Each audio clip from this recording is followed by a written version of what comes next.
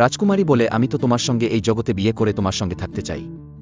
এই কথা শুনে ইসুসার খুব ভালো লাগে। ধীরে ধীরে সে রাজকুমারীর কাছে এগোতে লাগে তাকে চুমু দিতে, কিন্তু তখনই তার ফোন বেজে ওঠে। ফোন ধরতেই তাকে দ্রুত চলে যেতে হয়। অন্যদিকে আমরা দেখতে পাই সেই সৈন্যকে, যিনি বন্দুক নিয়ে পুলিশ স্টেশনে পৌঁছেছে।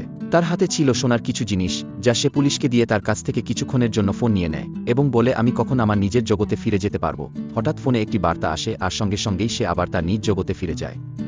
আরেকদিকে তৃতীয় রাজকুমারীকে দেখা যায়, যিনি ইসুসা ও মহারানী অনুপস্থিতিতে পুরো রাজ্য ধরে শাসন করে আছে।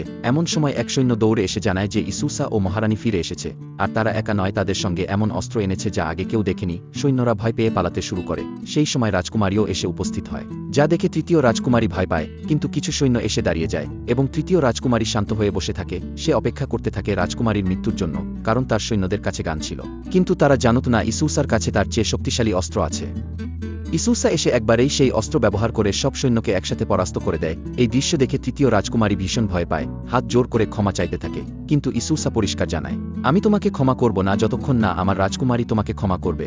এরপর রাজকুমারীর সৈন্যরা এসে তৃতীয় রাজকুমারীকে আটক করে নিয়ে যায়। তার চলে যাওয়ার পর রাজকুমারী নিজের আসনে ফিরে বসে এবং ইসুসা মহারানীকে জিজ্ঞেস করে, তোমার রাজ্য ফিরে পেয়ে তোমার কেমন লাগছে? মহারানী বলে, খুব ভালো লাগছে। তখন ইসুসা হাসি মুখে বলে, এখন তাহলে আমাকেও খুশি করো। সম্পূর্ণ মুভিটি দেখতে চ্যানেলের বায়োতে ইউটিউবের লিংক দেয়া আছে।